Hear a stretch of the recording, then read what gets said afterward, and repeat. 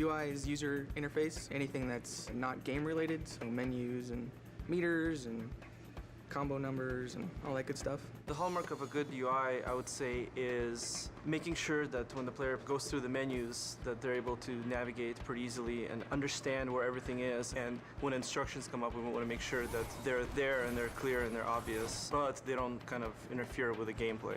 This is what we refer to as the shell. It's the kind of like the intro to the game. Currently it's our alpha version, so it's somewhat simple, but basically we have a skybox in the background. You can see the clouds animating. This is the real Kratos model. We're actually calling an animation to the character. So when you choose a new game, you get a sub-menu, and you can choose if you want to play an easy, normal, or hard.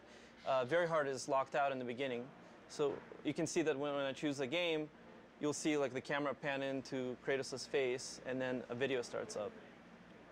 So all of that has to be hand-coded. So this is the basis of the Pandora's box, the menu system that we have in-game. So it's a full 3D model, and then I get that into the UI and do everything that needs to be done to make it work.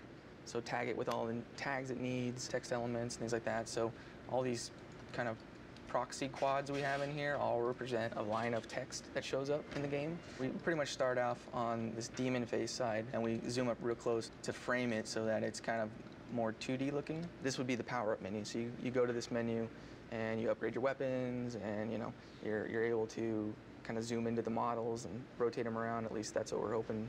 So we won't make it for alpha, but we're going to shoot for beta. You can swap between menus by hitting R1 and L1, and that rotates the camera around the box to another side, and then we frame another side of the box and put information for like the items menu. So this is the items menu. Top of the box is the status screen, so that's how many kills you have and all that good stuff. And then we push through into the box to get to the moves list. And then it goes in kind of like this cycle, so you can cycle through all of these menus in order. So pretty much what you're seeing here is the Pandora's box, and then from here you go, you swap to other screens, and we have all these kind of cool little animations going on. And eventually inside of these screens there'll be much more ancillary animations and things going on. This time around, for God of War 3 anyways, we completely switched our system up. This time it's all 3D. The same shaders that we put on game objects we use in the UI. So it opens up a whole new avenue of what we can do. It also opens up a whole new set of problems. So most definitely.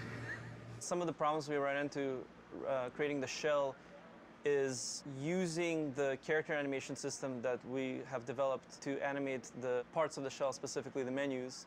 Surprisingly enough, it doesn't work that well.